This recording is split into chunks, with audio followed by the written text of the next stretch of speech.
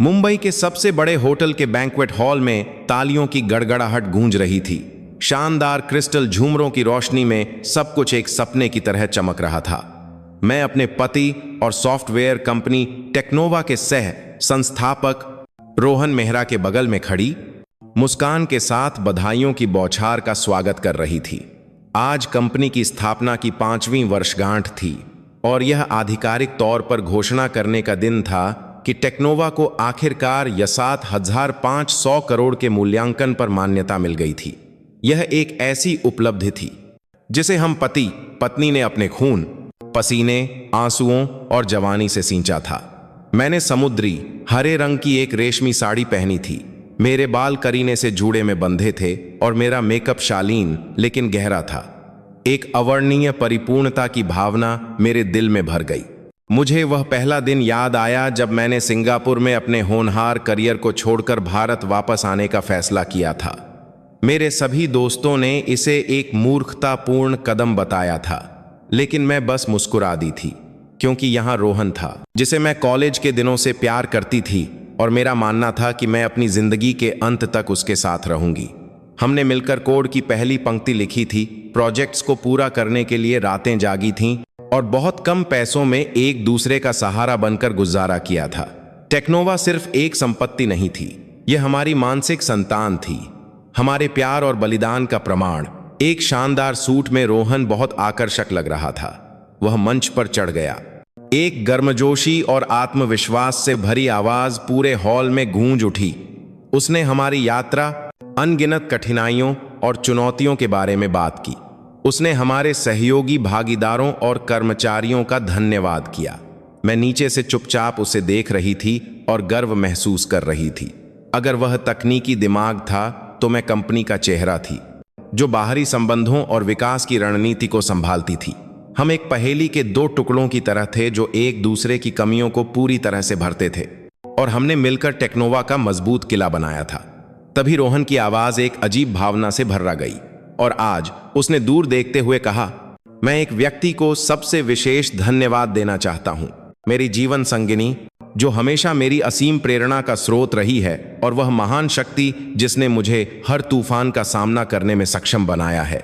उस व्यक्ति ने चुपचाप मेरे साथ रहकर मेरे सबसे बेतुके विचारों को हकीकत में बदलने की ताकत दी है। बैंक्वेट हॉल में सन्नाटा छा गया। मेरे होठों पर अनजाने में एक खुशी की मुस्कान आ गई। मैंने सोचा कि वह मेरे बारे में बात कर रहा है। क्या मैं पिछले कुछ सालों से हमेशा ऐसी ही नहीं रही? मैं उसके साथ इस गौरव के पल को साझा करने के लिए मंच पर जाने की तैयारी कर रही थी, लेकिन रोहन मुझे नहीं देख रहा था। उसकी नजरें मंच के दूसरी ओर एक कोने पर टिकी थीं। प्रिया, क्या तुम यहां आओगी? यह एक ऐसी कोमल आवाज थी जो मैंने पहले कभी नहीं सुनी थी। मंच के पीछे से एक युवती बाहर निकली। वह प्रिया थी, मार्केटिंग टीम की एक नई कर्मचारी जिसे कंपनी में आए हुए अभी 1 साल ही हुआ था। उसने सफेद रंग का एक ढीला ढाला मैटरनिटी गाउन पहना हुआ था, लेकिन वह उसके स्पष्ट रूप से उभरे हुए पेट को छिपा नहीं पा रहा था। उसके चेहरे पर शर्म थी, लेकिन उसकी आंखों में एक छिपी न जा सकने वाली शान चमक रही थी। जैसे ही वह रोहन के पास पहुंची, मेरे पति ने बहुत स्वाभाविक रूप से अपना हाथ बढ़ाकर उसे सहारा दिया। यह एक कोमल और अंतरंग इशारा था। उसने उसे लाल गुलाब का एक गुलदस्ता दिया जो मेरे पसंदीदा फूल हैं। समय जैसे थम सा गया था। मधुर संगीत अचानक कानों को चुभने लगा और फुसफुसाहटों का शोर उठने लगा। पहले तो यह एक फुसफुसाहट थी, लेकिन जल्द ही यह मधुमक्खी के छत्ते की तरह बेकाबू हो गई। सैकड़ों आंखें मुझ पर आकर टिक गईं। जिज्ञासु आंखें, सहानुभूति भरी आंखें और सबसे बढ़कर दया भरी आंखें। वे नजरें हजारों गालियों से ज्यादा दर्दनाक थीं। मेरे गाल जलने लगे, मेरा गला सूख गया और मेरे होठों पर मुस्कान जम गई। मैं सभी के ध्यान के केंद्र में खड़ी थी, अपनी गौरवशाली पार्टी की नायिका नहीं, बल्कि सबसे दयनीय तमाशा बन गई थी। रोहन को और कुछ कहने की जरूरत नहीं थी। उसका व्यवहार, प्रिया का उभरा हुआ पेट, सब कुछ एक स्पष्ट घोषणा थी। उसने उन सबके सामने उनके रिश्ते, अपने विश्वासघात और मेरे प्रति सार्वजनिक अपमान की घोषणा कर दी थी। जिस पल मेरी मानसिक संतान ने अपने पंख फैलाकर उड़ान भरी थी, उसी पल मेरा परिवार, जिसे मैंने पूरे दिल से संवारा था, मेरी आंखों के सामने बिखर गया। पहली भावना दर्द की नहीं थी, यह एक खालीपन था, जैसे मेरा पूरा शरीर ठंडा पड़ गया हो। मेरे चारों ओर की सभी आवाजें धुंधली हो गईं और केवल मंच की रोशनी में एक साथ खड़े रोहन और प्रिया की छवि स्पष्ट दिखाई दे रही थी। वे एक साथ बहुत अच्छे लग रहे थे। एक सफल व्यवसायी और उसके बच्चे की मां बनने वाली एक युवा खूबसूरत महिला, और मैं उसकी पत्नी जिसने उसके साथ सबसे कठिन समय बिताया था। एक पल में एक पुरानी बोझिल बाधा और एक फालतू इंसान बन गई थी। फुसफुसाहटें और तेज हो गईं। अदिति मैडम के लिए बहुत बुरा हुआ। मैंने कभी नहीं सोचा था कि ऐसा कुछ होगा। रुक रुक कर आने वाली ये बातें मेरे स्वाभिमान पर छुरे की तरह चुभ रही थीं। वीआईपी सेक्शन में बैठी रोहन की मां श्रीमती मेहरा मुझे संतुष्टि और तिरस्कार मिश्रित नजरों से देख रही थीं। उन्होंने मुझे कभी पसंद नहीं किया था। वह हमेशा शिकायत करती थीं कि मैं बहुत मजबूत हूं और उसके बेटे को अपनी उंगलियों पर नचाती हूं। इस समय वह बहुत संतुष्ट महसूस कर रही होंगी। मैंने एक टिकी लिए, गहरी सांस ली और अपनी कमर सीधी की। मैं टूट नहीं सकती थी, कम से कम यहां तो नहीं, इस पल में तो बिल्कुल नहीं। मैं अदिति शर्मा हूं, मीना सिंह की बेटी, जिन्होंने किसी भी विपत्ति के आगे सिर झुकाना नहीं सीखा था। मैंने अपने हाथ में क्लच को कसकर पकड़ लिया। मेरे नाखूनों के हथेली में चुभने के शारीरिक दर्द ने मुझे होश में लाने में मदद की। मैंने सीधे मंच की ओर देखा जहां रोहन मेरी नजरों से बचने की कोशिश कर रहा था, और फिर मैंने कुछ ऐसा किया जिसकी किसी ने उम्मीद नहीं की थी। मैं धीरे धीरे मंच की ओर चली। मेरे कदमों में जरा भी लड़खड़ाहट नहीं थी। जैसे ही मेरी समुद्री हरी साड़ी का पल्लू जमीन से टकराया, हॉल में एक अजीब सा सन्नाटा छा गया। सबने अपनी सांसें रोक लीं और देखने लगे कि मैं क्या करने वाली हूं।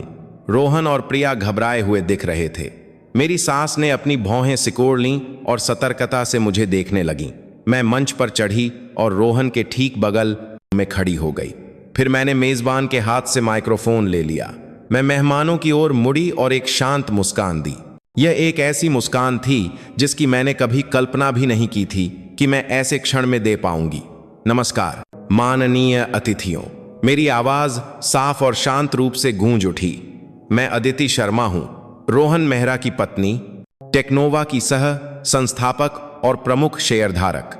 मैं एक पल के लिए रुकी और धीरे धीरे हॉल का जायजा लिया। मैंने उनकी आंखों में आश्चर्य को स्पष्ट रूप से देखा। आज हमारी सफलता का जश्न मनाने के लिए यहां उपस्थित सभी भागीदारों और सम्मानित मेहमानों का मैं तहे दिल से शुक्रिया अदा करती हूं। टेक्नोवा की सफलता आप सभी के विश्वास और समर्थन के कारण ही संभव हुई है। मैंने रोहन की ओर देखा, जो पीला पड़ चुका था और पत्थर की तरह खड़ा था। मैं अपने पति के बहुत ही मार्मिक भाषण के लिए भी उन्हें धन्यवाद देती हूँ। वह हमेशा एक प्रतिभाशाली और भावुक व्यक्ति रहे हैं। फिर मैंने अपनी नजरें निवेशकों की ओर घुमाईं, विशेष रूप से भविष्य कैपिटल ग्रुप के लोगों की ओर, जिसका नेतृत्व मेरी माँ मीना सिंह करती थीं। लेकिन मेरी आवाज दृढ़ हो गई। अभी जो कुछ हुआ है उसे देखते हुए मैंने एक प्रमुख शेयरधारक और कंपनी की विकास रणनीति के लिए जिम्मेदार व्यक्ति के रूप में यह निर्णय लिया है कि अब हमारे प्रबंधन की नैतिक जिम्मेदारियों पर गंभीरता से पुनर्विचार करने का समय आ गया है। एक भारी चुप्पी हॉल पर छा गई। इसीलिए मैंने एक एक शब्द पर जोर देते हुए अपनी बात जारी रखी। मैं अपनी मां, भविष्य कैपिटल ग्रुप की चेयरपर्सन श्रीमती मीना सिंह से आधिकारिक तौर पर अनुरोध करूंगी कि टेक्नोवा में सभी अतिरिक्त निवेश योजनाओं को अस्थायी रूप से रोक दिया जाए। हमें एक पूर्ण पुनर्मूल्यांकन करने के लिए समय चाहिए, क्योंकि यदि कोई कंपनी स्थायी विकास चाहती है तो नैतिक आधार ही वह मूल्य है जिसे सर्वोच्च प्राथमिकता दी जानी चाहिए। अपनी बात खत्म करके मैंने चुपचाप माइक नीचे रख दिया। मैंने मेहमानों को एक बार फिर सिर झुकाकर प्रणाम किया और शान से मंच से नीचे उतर आई। मैं रोहन की हैरान नजरें, गुस्से से नीली पड़ी अपनी सास का चेहरा और प्रिया का भौंचक का भाव महसूस कर सकती थी, जिसे समझ नहीं आ रहा था कि क्या हो रहा है। उनकी गौरवशाली पार्टी पूरी तरह से बर्बाद हो चुकी थी। मैंने न तो चीख पुकार मचाई और न ही कोई हंगामा किया। मैंने बस अपनी स्थिति का उपयोग करके उस अपमान का बदला लिया जो उन्होंने मुझे दिया था। यह एक ऐसी महिला का पलटवार करने का तरीका था जो किसी को भी अपने आत्मसम्मान को रौंदने की इजाजत नहीं देती। मैं बिना पीछे मुड़े होटल से बाहर निकल गई। मैं उस केती एहसास को नहीं देखना चाहती थी जिसे मैं पीछे छोड़ आई थी। मैं बस उस दम घोंटू जगह उन जिज्ञासु नजरों और कानाफूसी से जल्द दूर जाना चाहती थी। मैंने खुद गाड़ी चलाई। स्टीयरिंग व्हील पकड़े हुए मेरे हाथ सफेद पड़ गए थे। शाम भर रोके हुए आंसू आखिरकार फूट पड़े और मेरे गालों पर बहने लगे। लेकिन ये कमजोरी के आंसू नहीं थे, ये अन्याय और चोट के आंसू थे। मैं उस घर नहीं गई जिसे मैंने रोहन के साथ बसाया था। वह जगह अब एक अजनबी जगह बन गई थी। मैंने सीधे अपनी माँ के घर की ओर गाड़ी चलाई। इस दुनिया में एकमात्र जगह जहां चाहे मैं कितनी भी असफल और टूटी हुई क्यों न हों, मेरा हमेशा स्वागत होता था। मेरी माँ का बंगला शहर के शोर शराबे से दूर एक शांत बगीचे में स्थित था। मेरी कार देखते ही बटलर राम सिंह काका जल्दी से बाहर आए और दरवाजा खोला। माँ मीना सिंह शायद पहले से ही इंतजार कर रही थीं। वह दरवाजे पर खड़ी थीं। उनका कद छोटा था, लेकिन उनमें एक मजबूत गरिमा झलक रही थी। माँ ने कुछ नहीं पूछा, बस चुपचाप मुझे अपनी बाहों में भर लिया। तुम घर आ गई, बस यही काफी है मेरी बेटी। माँ ने मेरी पीठ को हल्के से थपथपाते हुए गर्मजोशी से कहा। बस एक आलिंगन। माँ के सीधे सादे एक वाक्य ने मेरे अंदर की सभी सुरक्षा दीवारों को ढहा दिया। मैं एक बच्चे की तरह फूट फूट कर रो पड़ी। अब तक दबा हुआ सारा दर्द और दुख एक साथ बाहर आ गया। माँ ने मुझे जी भरकर रोने दिया और वह अभी भी धीरे धीरे मेरे सिर पर हाथ फेरती रहीं। माँ जानती थीं कि मुझे इस समय की जरूरत है। जब मैं थोड़ा शांत हुई तो माँ मुझे लिविंग रूम में ले गईं और मुझे एक कप गर्म मसाला चाय दी। बहुत अच्छा किया, माँ ने मुझे दया और गर्व भरी नजरों से देखते हुए कहा। मैंने सब सुन लिया। तुमने मंच पर जिस तरह से स्थिति को संभाला वह बहुत शानदार था। तुमने उन्हें खुद को अपमानित नहीं करने दिया। लेकिन माँ, बहुत दर्द हो रहा है, मैंने सिसकते हुए कहा। मैं समझ नहीं पा रही हूं कि उसने मेरे साथ ऐसा क्यों किया।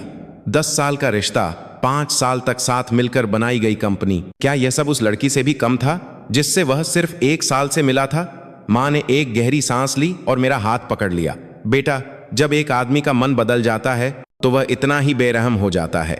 यह तुम्हारी गलती नहीं है। तुमने एक पत्नी के रूप में वह सब कुछ किया जो तुम कर सकती थी। तुमने बस गलत जगह पर भरोसा किया। लेकिन कोई बात नहीं, माँ यहाँ है ना? अगर आसमान भी टूट पड़े तो हम माँ बेटी मिलकर उसका सामना करेंगे।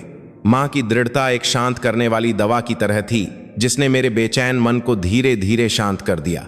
हम और कुछ कहे बिना एक दूसरे के बगल में बैठे रहे, लेकिन हम एक गहरा जुड़ाव महसूस कर सकते थे।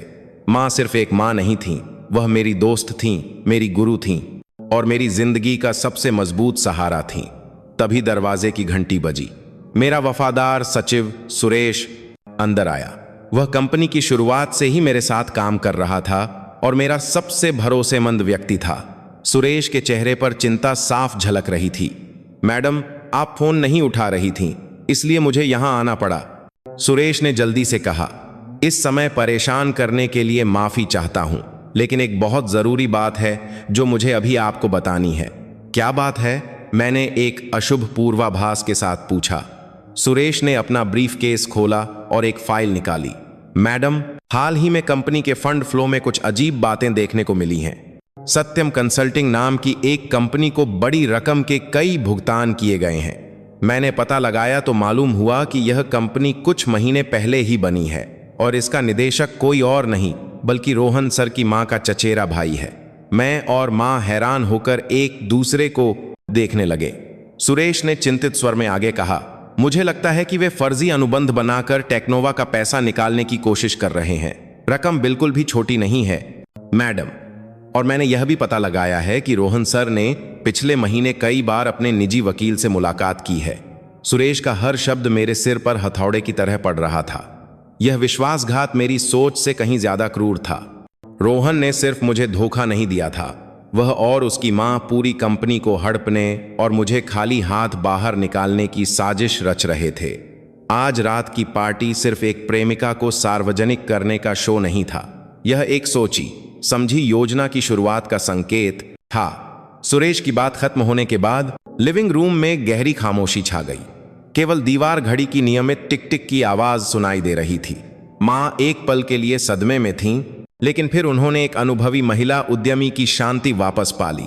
उन्होंने सुरेश के हाथ से फाइल ली, अपना चश्मा लगाया और एक एक पन्ना ध्यान से देखने लगी। रोहन और उसकी मां, मां ने दांत पीसते हुए ठंड से कहा। उन्होंने हद पार कर दी है। मैं वहां बैठी रही जैसे किसी अथाह खाई में गिर रही हूं। भावनात्मक विश्वासघात का घाव अभी भरा भी नहीं था कि उस व्यवसाय में धोखा खाने का दर्द भी जुड़ गया था, जिसमें मैंने अपना पूरा जुनून डाल दिया था। मैंने सोचा था कि रोहन का मन बदल गया है और वह बस कुछ समय के लिए किसी नई चीज की ओर आकर्षित हो गया है, लेकिन नहीं, यह एक पूरी तरह से सोची समझी साजिश थी। वे मेरा सब कुछ छीनना चाहते थे, न केवल मेरे पति और घर, बल्कि मेरी मेहनत, मेरी बुद्धि और मेरा सम्मान भी। सुरेश ने अपनी गुप्त जांच के बारे में बताना जारी रखा। सत्यम कंसल्टिंग एक शेल कंपनी थी जिसका कोई वास्तविक व्यावसायिक गतिविधि नहीं थी। टेक्नोवा ने उस कंपनी के साथ जो भी परामर्श अनुबंध किए थे वे सभी मनगढ़ंत थे और अनुबंध की शर्तें अस्पष्ट थीं। पिछले 3 महीनों में हस्तांतरित की गई राशि पहले ही करोड़ों में पहुंच चुकी थी। इतना ही नहीं मैडम, सुरेश झिझका और बैग से एक और कागज निकाला। यह रोहन सर के निजी वकील के कार्यालय से एक दस्तावेज लेने के दौरान मैंने गलती से कंप्यूटर पर देखा एक तलाक समझौते का मसौदा है। मैंने इसकी एक तस्वीर ले ली है।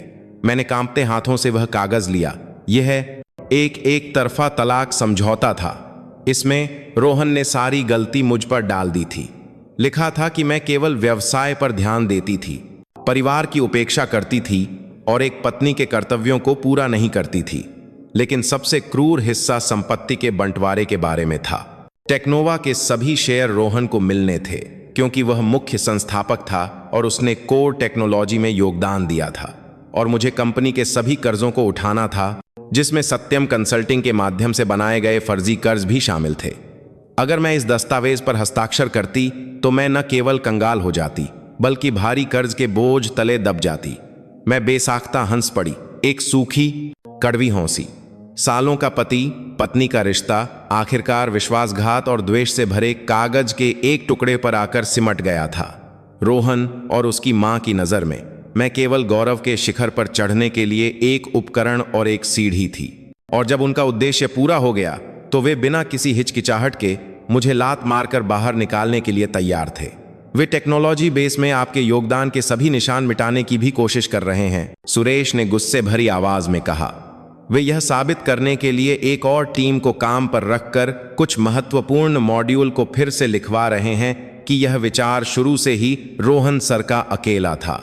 यह सुनकर मैं और रो नहीं सकी। दर्द मेरे दिल में चुपचाप जलती हुई क्रोध की आग में बदल गया। वह टेक्नोलॉजी बेस, वह मेरे दिल का टुकड़ा था। एक स्मार्ट और लचीले एंटरप्राइज मैनेजमेंट सिस्टम का विचार मेरा ही था। यह सिंगापुर में काम करते हुए मेरे अनुभवों से पैदा हुआ था।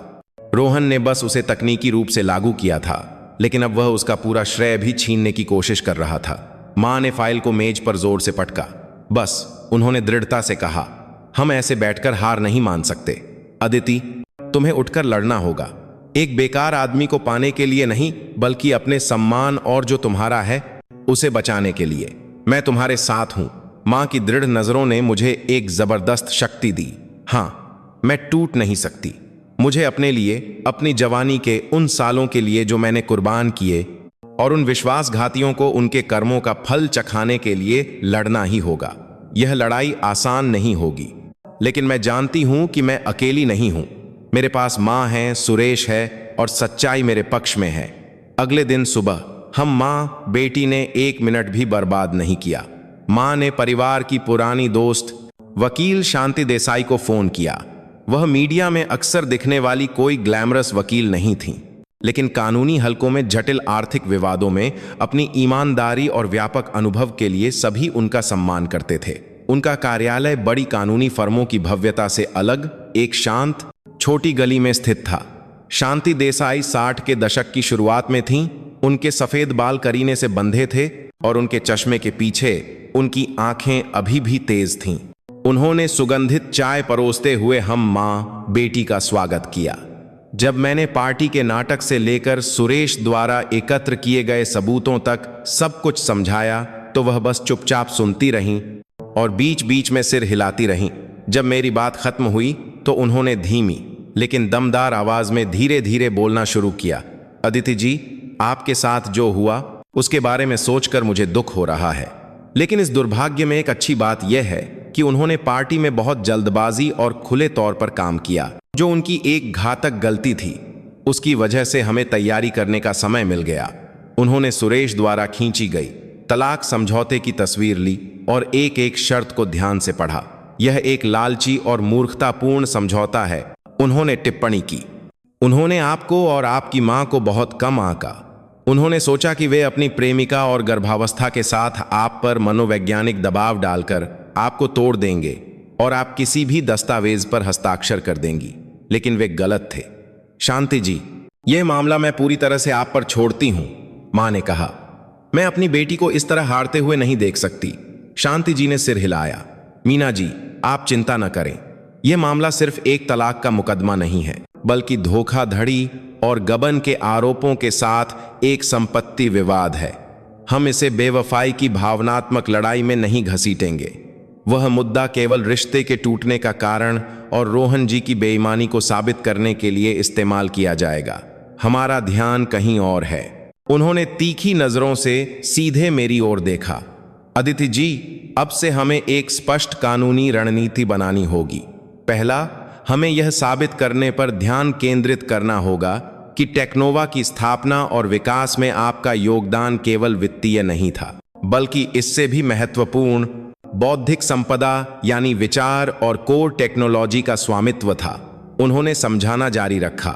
हमें हर छोटे से छोटे सबूत को इकट्ठा करना होगा। शुरुआती विचारों के आदान प्रदान वाले ईमेल, स्केच, नोटबुक रिकॉर्ड और उन पुराने सहयोगियों की गवाही जिन्होंने आपकी कार्य प्रक्रिया को शुरू से देखा है, यह सब हमारे हथियार होंगे। दूसरा, उन्होंने 2 उंगलियां उठाईं। हमें उनके कंपनी फंड के गबन पर हमला करना होगा। सुरेश जी ने उस शेल कंपनी को ढूंढकर बहुत अच्छा काम किया है। अब हमें और गहराई में जाना होगा। हमें फंड के प्रवाह को ट्रैक करना होगा। यह तथ्य साबित करेगा कि रोहन जी और उनकी मां ने अपारदर्शी काम किए और जानबूझकर आपको और अन्य शेयरधारकों को नुकसान पहुंचाया। शांति जी के स्पष्ट और रणनीतिक विश्लेषण को सुनकर मेरा भ्रमित मन धीरे धीरे साफ हो गया। मैं अब असहाय या अकेली महसूस नहीं कर रही थी। मुझे पता था कि मैंने विश्वास करने के लिए सही व्यक्ति को ढूंढ लिया है। ठीक है वकील साहिबा, मेरी आवाज अब और दृढ़ हो गई थी। मैं जैसा आप कहती हैं वैसा ही करूंगी।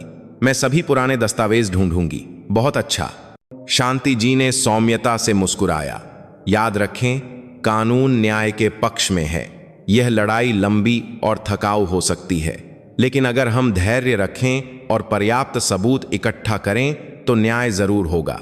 अपने दर्द को अपनी ताकत में बदलिए, अदिति जी। शांति जी से मुलाकात ने मुझमें एक नई ऊर्जा भर दी। मैं अब अपनी कहानी की दुखियारी नायिका नहीं थी। मैं एक योद्धा बनूंगी जो उसे वापस पाने के लिए लड़ेगी जो मूल रूप से मेरा था। पहला कदम अतीत का सामना करना था और आने वाले युद्ध के लिए आवश्यक टुकड़ों को खोजने के लिए उस जगह पर लौटना था जो कभी मेरा घर हुआ करता था। शांति जी से मिलने के 2 दिन बाद मैंने उस घर लौटने का फैसला किया जिसे मैं और रोहन अपना घर कहते थे। मेरा मन मिश्रित भावनाओं से भारी था। यह वह जगह थी जहां हमारे 10 साल के प्यार और शादी की यादें बसी थीं। घर का हर कोना, हर फर्नीचर का टुकड़ा मैंने खुद चुना और सजाया था।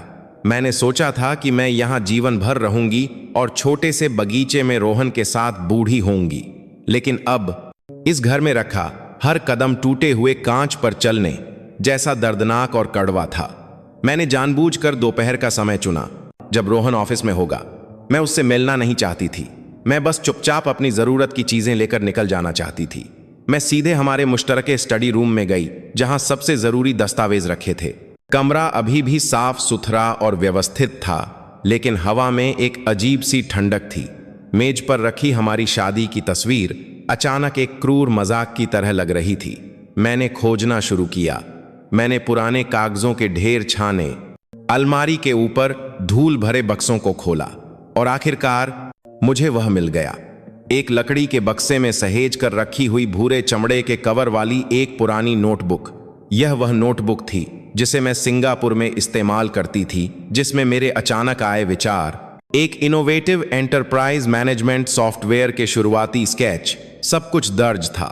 कागज पीले पड़ चुके थे और मेरी लिखावट कहीं कहीं धुंधली हो गई थी। लेकिन सिस्टम आर्किटेक्चर के डायग्राम, कोर, एल्गोरिदम पर नोट्स अभी भी स्पष्ट थे। यही टेक्नोवा की आत्मा थी और मेरे योगदान का अकाट्य प्रमाण। नोटबुक को हाथ में लेते ही मुझे लगा जैसे मैंने अपनी खोई हुई ताकत का एक हिस्सा वापस पा लिया हो। मैंने नोटबुक और कुछ संबंधित डेटा वाली यूएसबी ड्राइव को सावधानी से अपने बैग में रखा। जैसे ही मैं जाने वाली बात में लेते ही दरवाजा अचानक खुल गया। रोहन वहां खड़ा था, मुझे देखकर दंग रह गया। शायद उसने मेरे वापस आने की उम्मीद नहीं की थी। तुम यहां क्या कर रही हो? उसने थोड़ी सतर्क आवाज में पूछा। मैं अपना सामान लेने आई हूं, मैंने बिना कोई भावना दिखाए सपाट लहजे में जवाब दिया। रोहन ने मेरे हाथ में बैग देखा और उसकी आंखों में एक पल के लिए बेचैनी छा गई। वह कमरे में आया और दरवाजा जोर से बंद कर दिया। अदिति, हमें बात करने की जरूरत है, प्लीज। चीजों को और जटिल मत बनाओ। पार्टी में जो हुआ वह मेरी गलती थी, लेकिन तुम्हें भी ऐसा नहीं करना चाहिए था। तुम्हें पता है कि तुमने कंपनी को कितना नुकसान पहुंचाया है? मैं बेसाख्ता हंस पड़ी, एक ठंडी हंसी। कंपनी को नुकसान पहुंचाया? जब तुम और तुम्हारी मां कंपनी का पैसा गबन करने की योजना बना रहे थे, तब क्या तुमने कंपनी के बारे में सोचा था? जब तुमने मुझे कंगाल और कर्ज में डुबोकर बाहर निकालने के लिए तलाक का समझौता तैयार किया था, तब क्या तुमने हमारे रिश्ते, मेरी मेहनत के बारे में सोचा था? रोहन का चेहरा बदल गया। उसने कभी नहीं सोचा होगा कि मुझे इन बातों का पता होगा। तुम क्या बकवास कर रही हो? तुम्हें यह सब किसने बताया? किसने बताया यह महत्वपूर्ण नहीं है। महत्वपूर्ण यह है कि यह सच है। रोहन, अब और नाटक मत करो। मैं अब थक चुकी हूं। मैंने उसकी आंखों में सीधे देखा, जिनसे मैं कभी इतना प्यार करती थी। अब उन आंखों में केवल झूठ और हिसाब किताब बचा था। मैंने तुमसे प्यार किया और तुम पर आंख बंद करके भरोसा किया। तुम्हारे साथ जब जब जब जब जब जब जब करने के लिए मैंने सब कुछ छोड़ दिया और यहां वापस आ गई। और तुमने मुझे बदले में क्या दिया? विश्वासघात और एक क्रूर साजिश। रोहन घबराकर मेरी ओर बढ़ा और मेरा हाथ पकड़ने की कोशिश की। अदिति, मेरी बात सुनो। सब कुछ वैसा नहीं है जैसा तुम सोच रही हो। प्रिया के साथ जो हुआ वह एक गलती थी। मैं अब भी तुमसे प्यार करता हूं। हम फिर से शुरू कर सकते हैं। प्लीज, इन्वेस्टमेंट ग्रुप से किया अनुरोध वापस ले लो। हमारी मेहनत को इस तरह बर्बाद मत करो। मैंने उसका हाथ झटक दिया और एक कदम पीछे हट गई। अब उसकी बातें मुझे घृणित लग रही थीं। फिर से शुरू करें। रोहन, क्या तुम मुझे बेवकूफ समझते हो? क्या तुम्हारा प्यार इतना सस्ता था तो उस लड़की के पेट में जो बच्चा है उसका क्या करोगे? या तुम्हारे लिए वह भी बस एक गलती है जिसे तुम तब आसानी से छोड़ दोगे जब चीजें तुम्हारे खिलाफ हो जाएंगी? मैं आज तुम्हारी सफाई सुनने या तुमसे भीख मांगने नहीं आई हूं, मैंने दृढ़ता से कहा। मैं वह लेने आई हूं जो मेरा है। और जान लो, मैं कभी भी किसी भी अन्यायपूर्ण तलाक के कागजात पर हस्ताक्षर नहीं करूंगी। मैं टेक्नोवा में अपने सम्मान और मेहनत को बचाने के लिए अंत तक लड़ूंगी। तुमने और तुम्हारी मां ने यह सब शुरू किया है, इसलिए अब परिणाम भुगतने के लिए तैयार रहो। अपनी बात खत्म करके मैंने उसे जवाब देने का मौका नहीं दिया। मैं मुड़ी, दरवाजा खोला और बाहर निकल गई। मेरे पीछे से रोहन मेरा नाम पुकार रहा था, लेकिन मैं नहीं रुकी। इस आमने सामने की मुलाकात ने मेरे अंदर बची आखिरी उम्मीद को भी पूरी तरह से खत्म कर दिया था। अब कोई प्यार नहीं था, कोई आशा नहीं थी। मेरे सामने केवल न्याय पाने का एक ही रास्ता बचा था। उस घर से निकलने के बाद मेरा मन काफी हल्का हो गया। रोहन के साथ आमना सामना दर्दनाक था, लेकिन यह जरूरी था। इसने मुझे अतीत से पूरी तरह नाता तोड़ने और भविष्य पर ध्यान केंद्रित करने में मदद की। अब दुख में डूबे रहने का समय नहीं था। जो सबूत मुझे मिले थे वे एक अच्छी शुरुआत थे, लेकिन जैसा कि शांति जी ने कहा था, यह लड़ाई अभी लंबी और कठिन होने वाली थी। अगले कुछ दिनों तक मैं और सुरेश बिना रुके काम करते रहे। हमने डेटा को व्यवस्थित किया और टेक्नोवा के शुरुआती दिनों में मेरी भूमिका को साबित कर सकने वाले और गवाहों की तलाश की। लेकिन मुझे जल्द ही एहसास हुआ कि केवल टेक्नोवा से खोई हुई चीजों को वापस पाने पर ध्यान केंद्रित करना एक निष्क्रिय लड़ाई थी। रोहन और उसकी मां के पास अभी भी प्रबंधन का नियंत्रण था। वे किसी भी तरह से बाधा डाल सकते थे। मुझे अपनी खुद की कुछ चीज चाहिए थी, एक ठोस आधार जिस पर मैं मुकदमे के परिणाम की परवाह किए बिना मजबूती से खड़ी हो सकूं। एक नई कंपनी स्थापित करने का विचार मेरे दिमाग में पनपने लगा। यह बदला लेने के लिए नहीं था, न ही टेक्नोवा से सीधे मुकाबला करने के लिए। यह मेरे अपने मूल्य को साबित करने के लिए था। मैं सबको दिखाना चाहती थी कि रोहन के बिना, टेक्नोवा के बिना यह अदिति शर्मा अभी भी एक बेहतरीन, बल्कि उससे भी बेहतर टेक्नोलॉजी उत्पाद बना सकती है। जो टेक्नोलॉजी बेस मैंने टेक्नोवा के लिए बनाया था, मुझे विश्वास था कि मैं उसका एक कहीं बेहतर और आधुनिक संस्करण फिर से बना सकती हूँ। मैंने यह विचार माँ को बताया। माँ ने कुछ देर सोचा और फिर मेरा पूरा समर्थन किया। हाँ मेरी बेटी, यही एक दूरदर्शी व्यक्ति का तरीका है। एक पुराने घर को वापस पाने की कोशिश करने के बजाय खुद एक नया महल बनाना। तुम बस मन लगाकर काम करो, पैसों की चिंता माँ करेगी। माँ का समर्थन सबसे बड़ी ताकत थी, लेकिन मैं जानती थी कि केवल विचार और पूंजी ही काफी नहीं है। मुझे साथियों की, प्रतिभाशाली तकनीकी प्रतिभाओं की जरूरत थी। तभी मुझे विक्रम का ख्याल आया।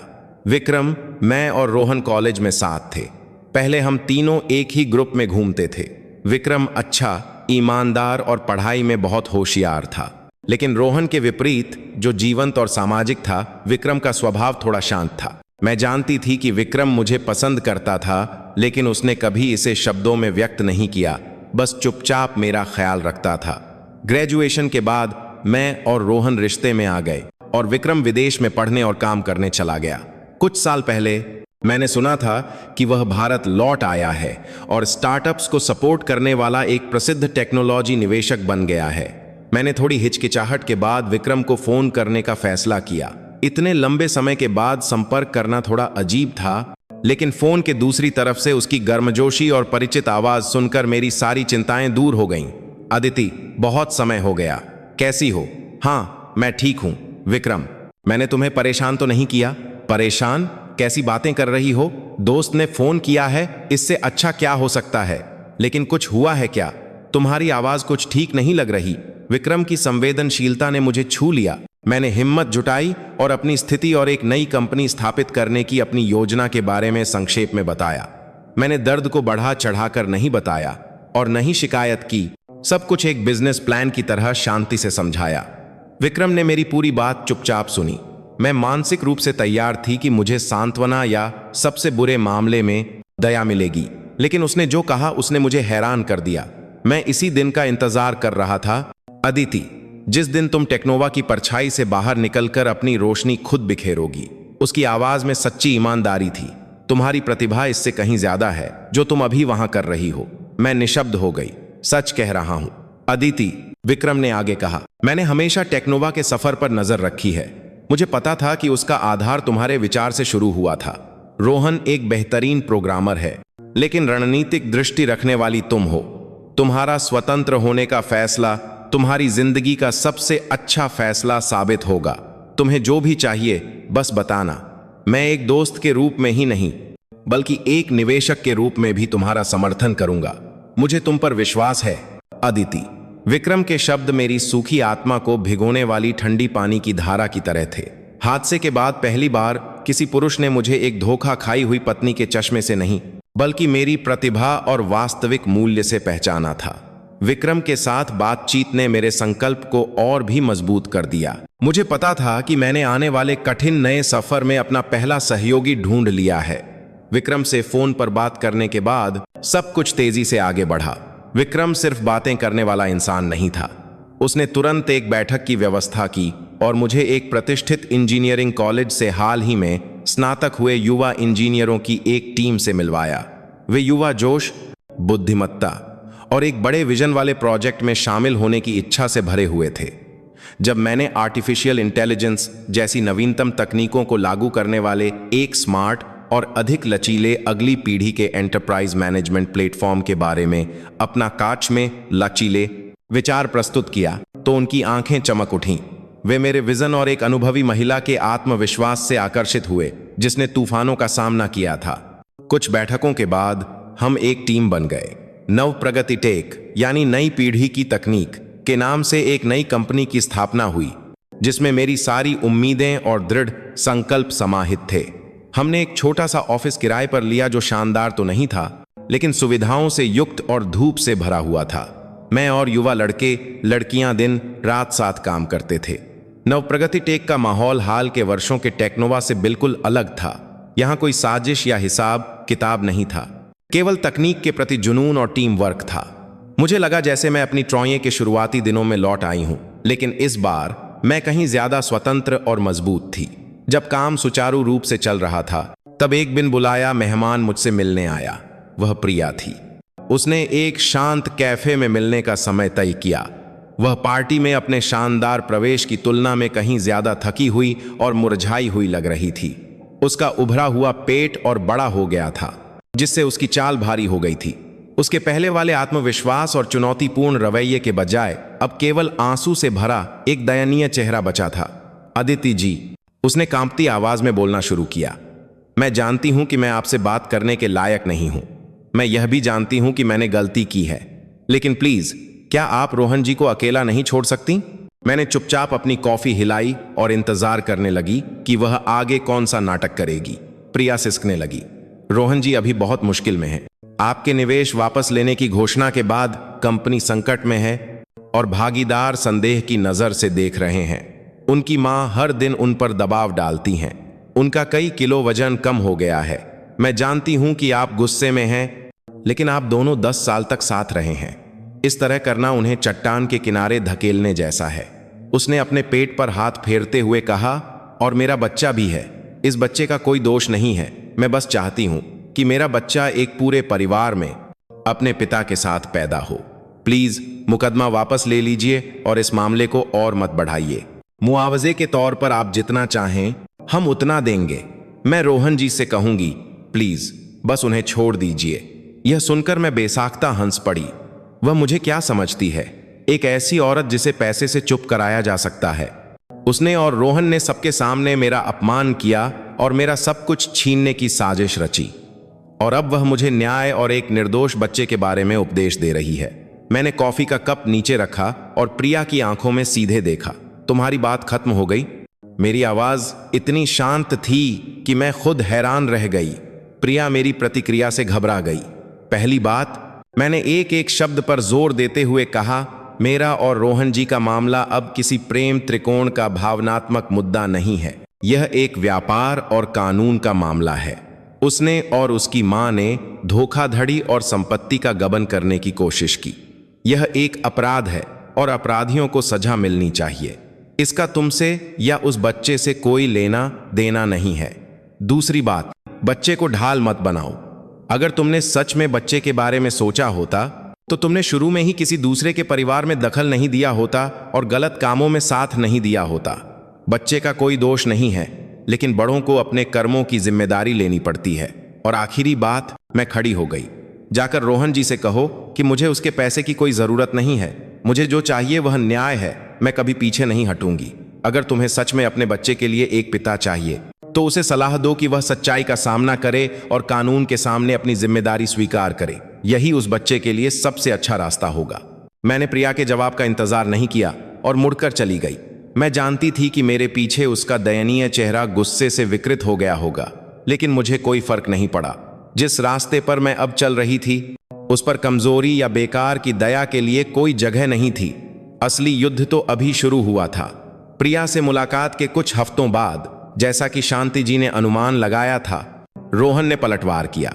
लेकिन उसने बातचीत या समझौते का नहीं, बल्कि एक कहीं ज्यादा घटिया और ओछे तरीके का इस्तेमाल किया। एक सुबह मुझे अदालत से एक सम्मन मिला। टेक्नोवा के सीईओ के रूप में रोहन ने मुझ पर मुकदमा दायर किया था। आरोप था व्यापार रहस्य संरक्षण प्रावधान का उल्लंघन और बौद्धिक संपदा की चोरी। कई पन्नों के सम्मन में दृढ़ता से दावा किया गया था कि मैंने कंपनी छोड़ने के बाद टेक्नोवा के मुख्य तकनीकी रहस्यों का उपयोग करके नवप्रगति टेक की स्थापना की थी, जिससे कंपनी को गंभीर नुकसान हुआ था। वे नवप्रगति टेक के संचालन को तत्काल बंद करने और एक खगोलीय राशि के हर्जाने की मांग कर रहे थे। यह स्पष्ट रूप से उल्टा चोर कोतवाल को डांटे वाली बात थी।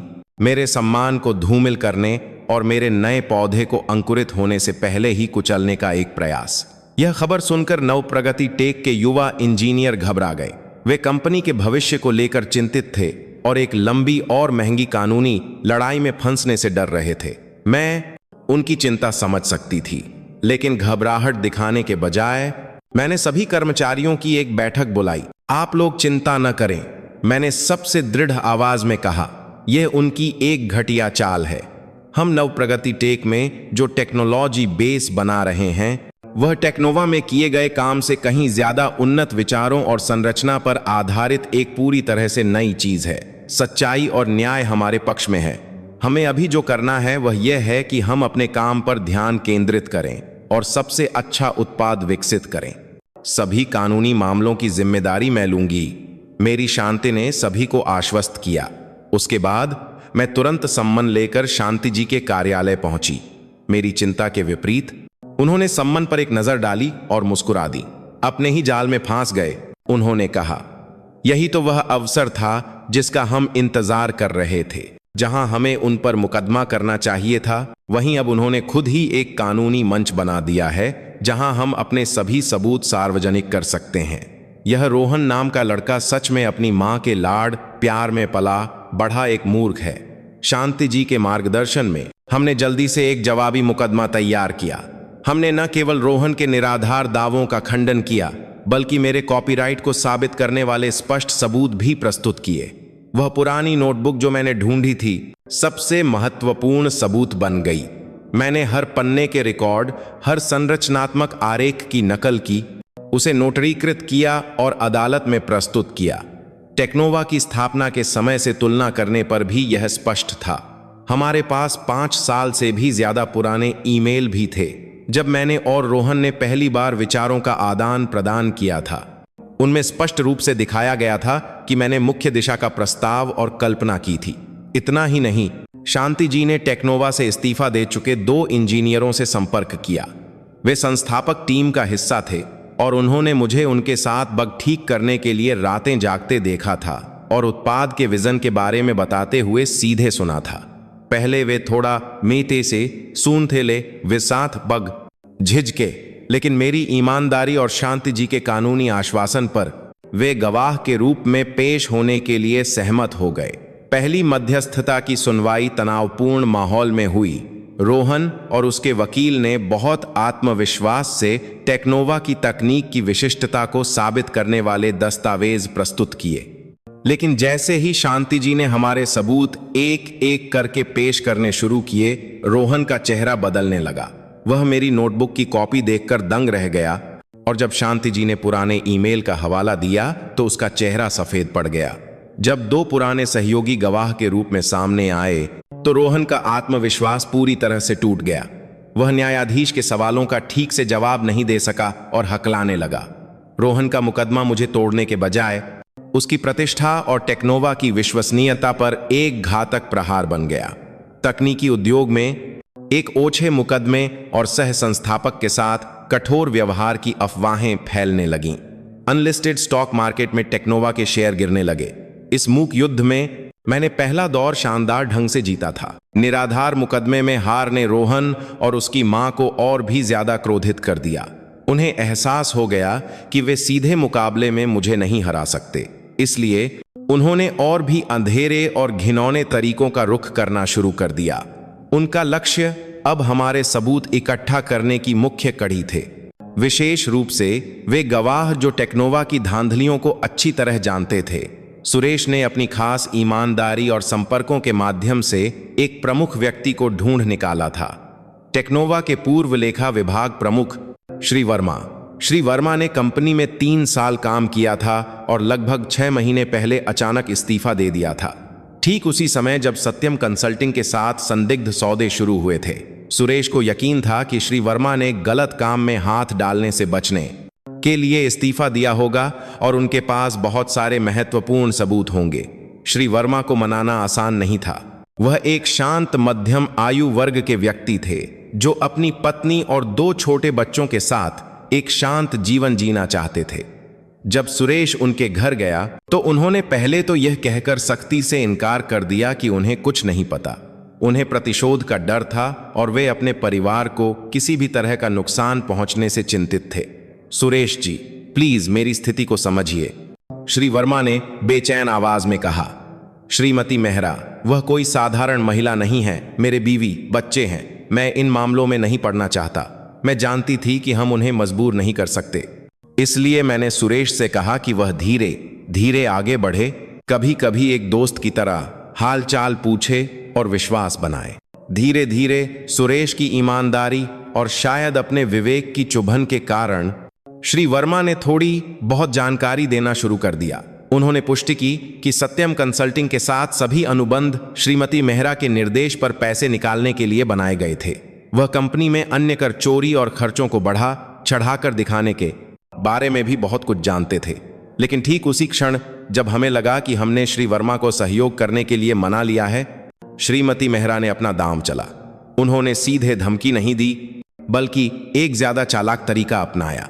एक निजी स्कूल में शिक्षिका के रूप में काम करने वाली श्री वर्मा की पत्नी को अचानक स्कूल से बेवजह की आपत्तियां मिलने लगीं और उन्हें हर तरह के अनुचित कारणों से परेशान किया जाने लगा। उनका बड़ा बेटा, जो हाई स्कूल में था, एक दिन स्कूल के रास्ते में कुछ गुंडों से घिर गया और उसके साथ हाथापाई हुई। सौभाग्य से आसपास के लोगों ने समय पर हस्तक्षेप किया और कोई बड़ी घटना नहीं हुई। इन घटनाओं के कोई गंभीर परिणाम नहीं हुए, लेकिन ये एक भारी चेतावनी थी। श्री वर्मा अत्यधिक भय में डूब गए। उन्होंने कांपती आवाज में सुरेश को फोन किया। सुरेश जी, प्लीज हमारे परिवार को अकेला छोड़ दीजिए। मैं अब अदिति मैडम की और मदद नहीं कर सकता। अगर वे चाहें तो पता नहीं हमारे परिवार का क्या होगा। सुरेश से पूरी बात सुनकर मेरा दिल भारी हो गया। उन नीच लोगों पर गुस्से से ज्यादा मुझे श्री वर्मा के परिवार के लिए 10 गुना ज्यादा अफसोस था। मैं अपनी लड़ाई के कारण एक निर्दोष परिवार को खतरे में नहीं डाल सकती थी। रहने दो सुरेश, मैंने सुरेश से कहा। उन्हें और परेशान मत करो। उनके परिवार की सुरक्षा सबसे पहले है। हम कोई और रास्ता निकालेंगे। निराशा के बावजूद हमें इस दिशा को अस्थायी रूप से छोड़ना पड़ा। एक महत्वपूर्ण गवाह को खोने के बाद हमारी जांच एक बंद गली में पहुंच गई थी और मुश्किलें बढ़ती जा रही थीं। मुझे एहसास हुआ कि यह लड़ाई मेरी सोच से कहीं ज्यादा कठिन थी। मेरे दुश्मन न केवल पैसे और शक्ति वाले थे, बल्कि अपने उद्देश्यों को प्राप्त करने के लिए सबसे क्रूर साधनों का उपयोग करने से भी नहीं हिचकिचाते थे। श्री वर्मा के मामले से मुझे थोड़ा निराश देखकर माँ ने एक शाम मुझे अपने स्टडी रूम में बुलाया। माँ ने गुलदाउदी की चाय बनाई और उसकी हल्की सुगंध ने मेरे मन को शांत कर दिया। क्या सोच रही हो? माँ ने मेरे सामने चाय का कप रखते हुए धीरे से पूछा। मैं बहुत थक गई हूँ माँ, वे बहुत क्रूर हैं। मैं नहीं चाहती कि मेरी वजह से निर्दोष लोगों को नुकसान पहुंचे। माँ ने एक गहरी सांस ली और बगीचे के अंधेरे में डूबी खिड़की से बाहर देखा। बेटा, चाहे व्यापार हो या जीवन, बिना नुकसान के कोई युद्ध नहीं होता, लेकिन हमें एक सीमा पता होनी चाहिए। तुम्हारा श्री वर्मा को और परेशान न करने का फैसला सही था, लेकिन इसका मतलब यह नहीं है कि हम हार मान लेंगे। दुश्मन को हराने के लिए पहले हमें यह जानना होगा कि हमारा दुश्मन कौन है। माँ ने गहरी नजरों से मेरी ओर देखा। आज मैं तुम्हें एक कहानी सुनाऊंगी, तुम्हारी सास रोहन की माँ के अतीत की कहानी। मैं हैरान थी। माँ ने अब तक मेरे ससुराल वालों के बारे में लगभग कुछ भी नहीं बताया था। उन्होंने बस इतना कहा था कि वे एक साधारण परिवार से हैं और कुछ खास नहीं है। सच तो ये है, माँ ने कहानी शुरू की, कि मैं रोहन की माँ कामिनी को बहुत पहले से जानती हूँ। जब हम दोनों युवा थीं और व्यापार में नई नई आई थीं, तब भी वह सुंदर और चालाक थी। लेकिन उसकी चालाकी महत्वाकांक्षा और किसी भी हद तक जाने वाली क्रूरता के साथ आती थी। माँ ने बताया कि कामिनी ने एक बार अपनी एक बहुत करीबी दोस्त के साथ साझेदारी की थी। उन्होंने मिलकर एक छोटी सिलाई फैक्ट्री शुरू की, लेकिन जैसे ही फैक्ट्री फलने फूलने लगी, उसने एक साजिश रची, अपनी दोस्त के पति को बहकाया और साथ ही यह झूठा सबूत बनाया कि उसकी दोस्त ने फैक्ट्री के पैसे का गबन किया है। अंत में उसने पूरे व्यवसाय पर कब्जा कर लिया और वह दोस्त सब कुछ खोकर सड़क पर आ गई। रोहन के पिता, माँ ने आगे कहा, पहले एक साधारण ईमानदार तकनीशियन थे। कामिनी ने उससे शादी इसलिए की क्योंकि उसके पास कुछ प्रतिभा थी जो फैक्ट्री के प्रबंधन में मदद कर सकती थी। वह जीवन भर अपनी पत्नी की छाया में रहा, कभी अपनी आवाज नहीं उठा सका और जब मरा तब भी चुपचाप चला गया।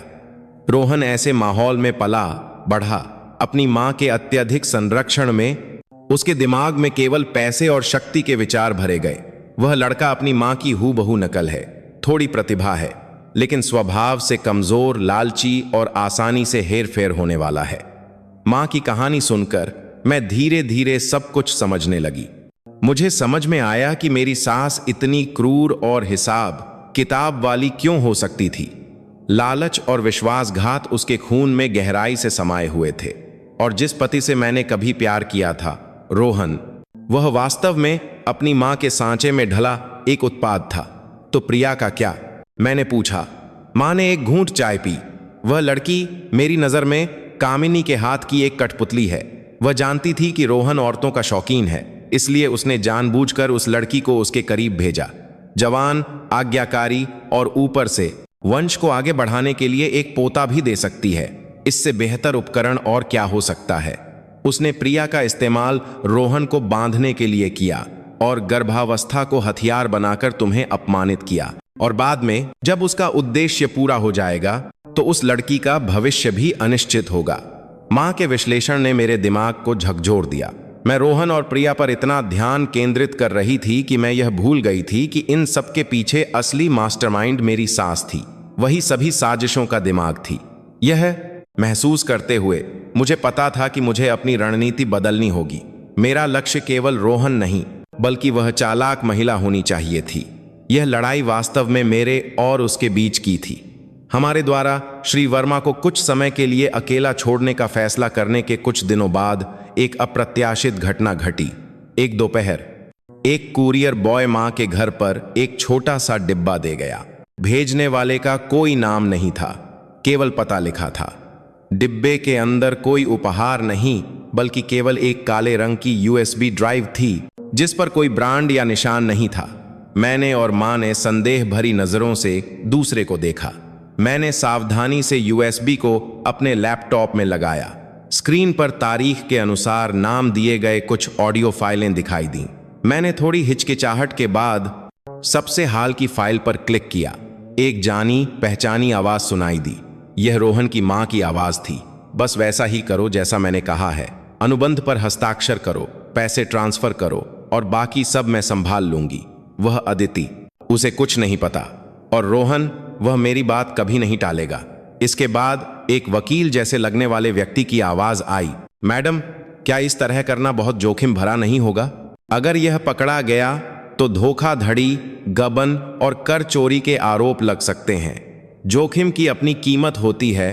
कामिनी की आवाज आत्मविश्वास से भरी थी। एक बार अदिति को बाहर निकाल दें तो पूरी टेक्नोवा हम मां बेटे की हो जाएगी। तब यह छोटी मोटी रकम क्या मायने रखेगी? चिंता मत करो, मैं तुम्हारा भी ख्याल रखूंगी। मैंने और मां ने सांस रोककर सुना। कुल 5 रिकॉर्डिंग फाइलों में कामिनी की वकील, सत्यम कंसल्टिंग के प्रतिनिधि और रोहन के साथ हुई बातचीत थी। उनमें उनकी सभी साजिशों का पर्दाफाश हो गया था। एक शेल कंपनी बनाने, फर्जी अनुबंधों के माध्यम से फंड निकालने से लेकर कंपनी को हड़पने और मुझ पर कर्ज डालने की योजना तक। यह दर्जनों गवाहियों से ज्यादा मूल्यवान, सबसे शक्तिशाली सबूत था। यह श्री वर्मा हैं, मैंने धीरे से कहा। यह निश्चित रूप से वही होंगे। वह सीधे तौर पर सामने नहीं आ सकते, लेकिन उनका विवेक उन्हें चुप नहीं रहने दे रहा था। मां ने सिर हिलाया। उनकी आंखों में कृतज्ञता थी। वह एक अच्छे इंसान हैं। हम उनके कर्जदार हैं। हमने तुरंत फाइलों को कई जगहों पर कॉपी किया और एक कॉपी शांति जी को भेज दी। उन्होंने कहा कि इन सबूतों के साथ हमारी जीत लगभग निश्चित है। लेकिन खुशी ज्यादा देर नहीं टिकी। उसी रात जब मैं और मां नवप्रगति टेक के ऑफिस में देर तक काम कर रहे थे, मां के घर का अलार्म अचानक बज उठा और सीधे मां के मोबाइल से जुड़ गया। मां ने जल्दी से सुरक्षा कैमरे चालू किए। रात के धुंधले वीडियो में 2 काली परछाइयां पिछवाड़े की खिड़की से घर में घुसती हुई दिखाई दी। वे मां के स्टडी रूम में तलाशी ले रहे थे, जहां हमने दोपहर में USB खोली थी। हमने तुरंत पुलिस को फोन किया। जब हम और पुलिस घर पहुंचे तो दोनों घुसपैठिए पहले ही गायब हो चुके थे। स्टडी रूम में उथल पुथल मची हुई थी और कागजात चारों ओर बिखरे हुए थे। लेकिन सौभाग्य से उन्होंने कोई कीमती सामान नहीं लिया था। स्पष्ट रूप से उनका लक्ष्य पैसा नहीं था। वे USB खोजने आए थे। मां ने धीमी आवाज में कहा, कामिनी को श्री वर्मा के बारे में पता चल गया होगा। वह सभी सबूतों को नष्ट करने के लिए बेताब है। अच्छा हुआ कि तुमने समझदारी से बैकअप बना लिया और ओरिजिनल अपने साथ ले आई। असफल घुसपैठ की कोशिश ने मेहरा मां बेटे की घबराहट और हताशा को और भी स्पष्ट कर दिया। वे एक कोने में फांसे जानवर की तरह थे जो सबसे पागलपन भरा काम करने के लिए भी तैयार थे। मुझे पता था कि चुप्पी का समय समाप्त हो गया था और अब समय आ गया था कि वे और भी खतरनाक साधनों का उपयोग करें। मैंने अपनी मुट्ठियां भींच लीं और खुद को और भी सतर्क और मजबूत होने का संकल्प लिया। लड़ाई अपने सबसे महत्वपूर्ण चरण में प्रवेश कर रही थी। घुसपैठ की कोशिश असफल रही, लेकिन इसने खतरे की घंटी बजा दी। मेहरा माँ, बेटा सबूतों को नष्ट करने के लिए किसी भी हद तक जाएंगे। इस तथ्य ने मुझे सुरेश के लिए और भी चिंतित कर दिया। उसने सीधे तौर पर जांच की थी, उसके पास बहुत सारी जानकारी थी और वह सबसे कमजोर स्थिति में था। मैंने सुरेश को बुलाकर उसे विशेष रूप से सावधान रहने की हिदायत दी। मैडम, आप चिंता न करें, सुरेश ने दृढ़ चेहरे के साथ कहा। मुझे पता है कि मैं क्या कर रहा हूं, मैं उनसे नहीं डरता। अभी मेरी सबसे बड़ी चिंता यह है कि वे ऑडियो सबूत मूल्यवान हैं, लेकिन उन पर कर चोरी का आरोप लगाने के लिए वे पर्याप्त नहीं हैं। हमें विशिष्ट दस्तावेज और खाते की किताबें चाहिए। इसके साथ ही सुरेश ने मुझे बताया कि वह टेक्नोवा के लेखा विभाग में बचे कुछ दोस्तों के साथ संपर्क में है। उसने चतुराई से रात के समय, जब सिस्टम की निगरानी कम होती है, कंपनी के आंतरिक सर्वर तक दूरस्थ पहुंच प्राप्त कर ली थी। कई रातों तक सुरेश लगभग सोया नहीं और चुपचाप सैकड़ों गीगाबाइट डेटा कॉपी और विश्लेषण करता रहा और उसकी लगन रंग लाई। सुरेश ने सर्वर के एक छिपे हुए पार्टीशन में चतुराई से छिपाया हुआ एक दूसरा लेखा प्रणाली खोज निकाला। इस प्रणाली में टेक्नोवा की सभी वास्तविक पार्टीशन में चतुराई से लोगलेखा प्रणाली दोज निकाला। आय और व्यय दर्ज थे, जो उन सुंदर आंकड़ों से बिल्कुल अलग थे जो उन्होंने कर विभाग को रिपोर्ट किए थे। यह पिछले 2 वर्षों में सैकड़ों करोड़ रुपए की व्यवस्थित कर चोरी का पर्दाफाश कर रहा था।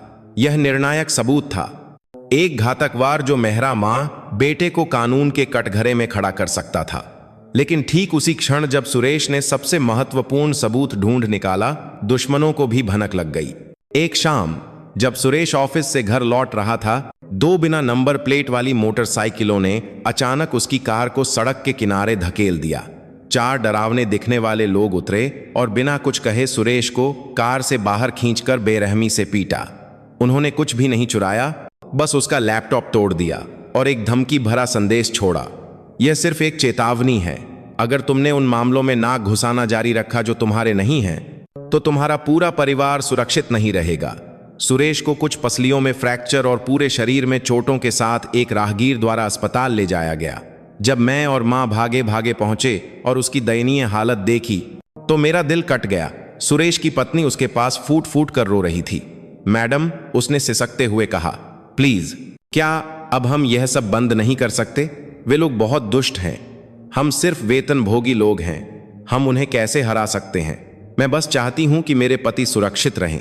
मैंने उसका हाथ पकड़ा, लेकिन मेरा गला रुंध गया और मैं कुछ नहीं कह सकी। मुझे गहरा अपराध बोध महसूस हुआ।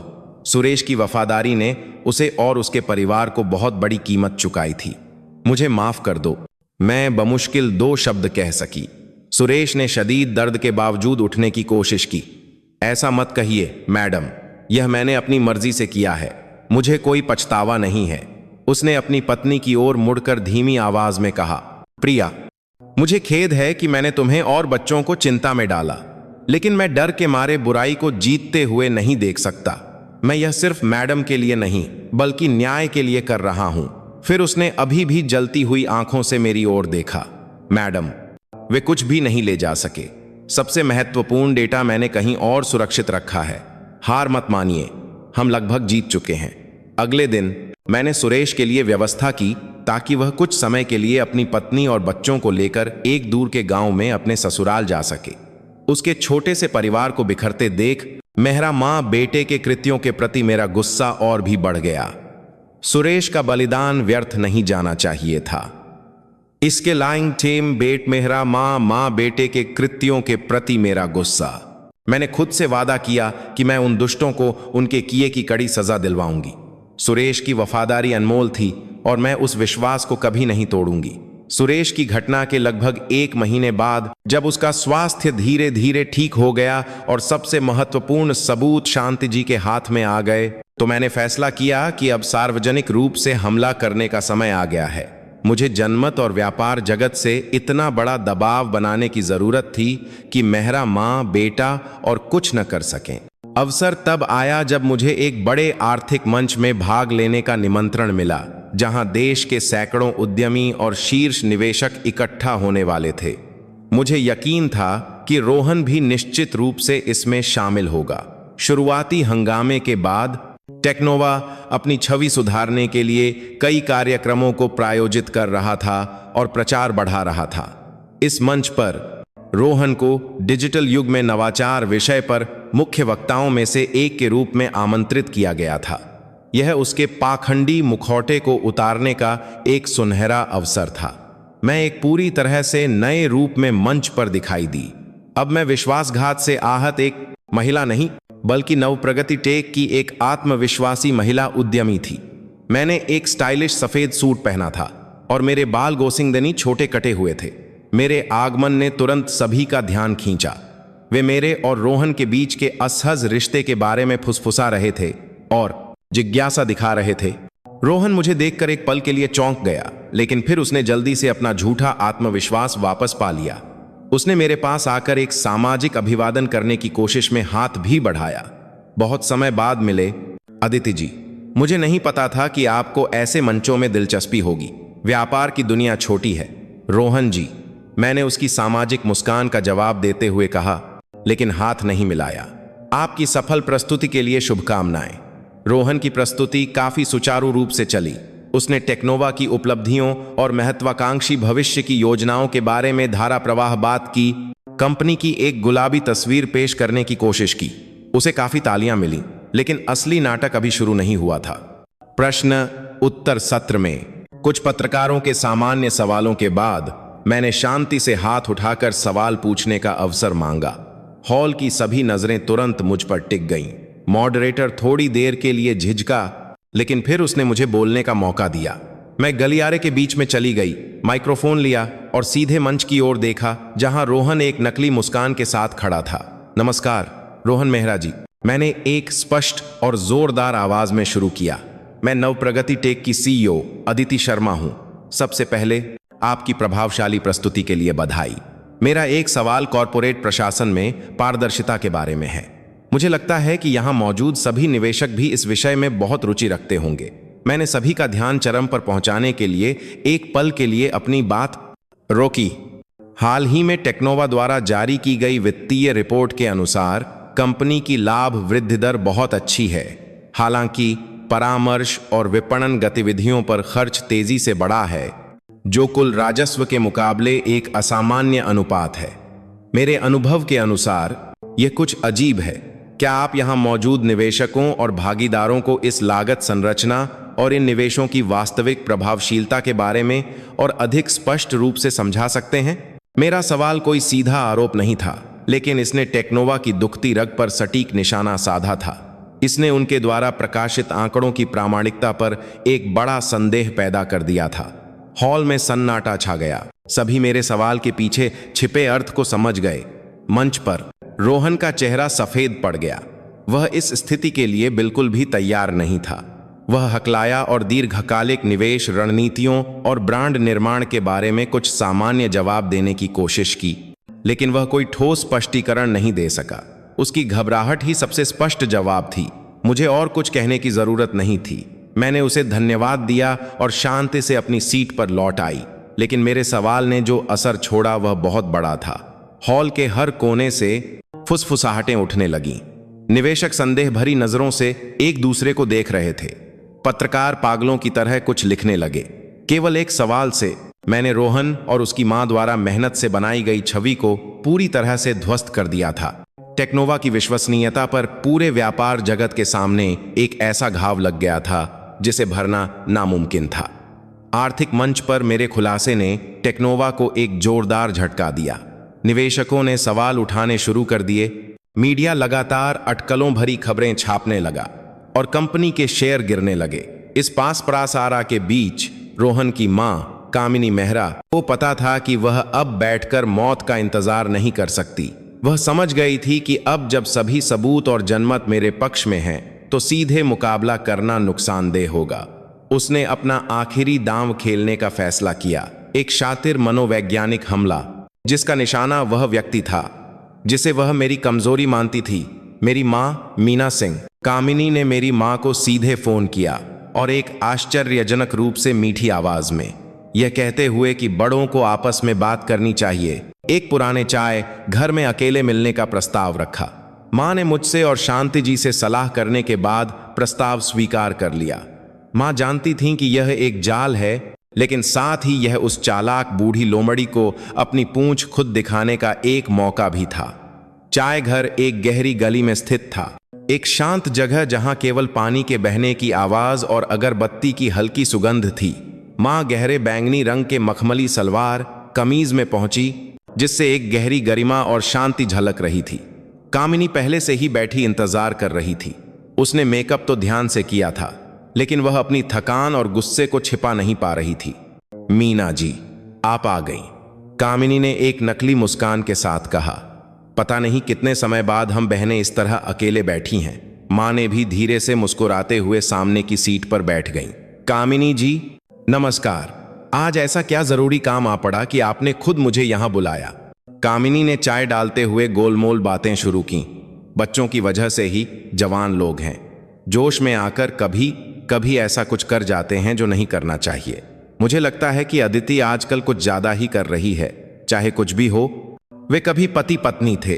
कोई किसी को इस तरह चट्टान से कैसे धकेल सकता है? पिछले मंच की घटना के कारण टेक्नोवा को बहुत बड़ा नुकसान हुआ है। माँ बस चुपचाप सुनती रहीं, चाय का कप उठाकर। उनका रवैया शांत था। माँ की कोई प्रतिक्रिया न देखकर कामिनी अधीर होने लगी। उसने चाय का कप जोर से नीचे रखा और उसकी आवाज तीखी हो गई। मीना जी, मैं सीधे बात करती हूँ। अपनी बेटी को रोकिए। वह जितना पैसा चाहेगी हम उसे मुआवजे के तौर पर देंगे। अगर यह मामला इसी तरह बढ़ता रहा तो यह किसी के लिए भी अच्छा नहीं होगा। जब जाल फटता है तो मछली भी मर जाती है। आप मेरी बात समझ रही हैं ना? नहीं, मैं नहीं समझ रही, माँ ने अभी भी शांत आवाज में जवाब दिया। मेरी बेटी तो बस न्याय पाने की कोशिश कर रही है, इसमें गलत क्या है? कामिनी ने चाकू जैसी तीखी नजरों से हंसते हुए कहा। न्याय? इस दुनिया में पूर्ण न्याय कहाँ है? आप और मैं, हम दोनों व्यवसायी हैं, है ना? आप यह तो जानती ही होंगी, हर किसी के कुछ कोने होते हैं जिन्हें वे छिपाना चाहते हैं, कुछ काम जो वे दूसरों को नहीं बताना चाहते। क्या आप दावा कर सकती हैं कि आपका भविष्य कैपिटल ग्रुप 100% साफ है? उसने अपना असली रंग दिखाना शुरू कर दिया था। मुझे 10 साल पहले की जयपुर रियल एस्टेट परियोजना अभी भी याद है। उस समय आपने भी बड़ी तेजी दिखाई थी। कुछ अंदरूनी जानकारी की बदौलत आपने सोने जैसी जमीन हथिया ली थी। अगर अब वे बातें मीडिया में सामने आ जाएं, तो आपके निवेशक क्या सोचेंगे? यह एक स्पष्ट धमकी थी। वह मां पर दबाव डालने के लिए अतीत के व्यावसायिक सौदों, जटिल संबंधों का उपयोग कर रही थी ताकि वे पीछे हट जाएं। उसने सोचा कि मां भी अपने हितों के लिए अपनी बेटी का बलिदान कर देंगी, लेकिन कामिनी ने गलत अनुमान लगाया था। सारी धमकी सुनने के बाद भी मां बिल्कुल भी विचलित नहीं हुई। उन्होंने बस धीरे धीरे अपने हैंडबैग से अपना मोबाइल फोन निकाला, रिकॉर्डिंग बंद करने का बटन दबाया और उसे मेज पर रख दिया। स्क्रीन अभी भी रोशन थी और यह स्पष्ट रूप से दिखाई दे रहा था कि रिकॉर्डिंग चल रही थी।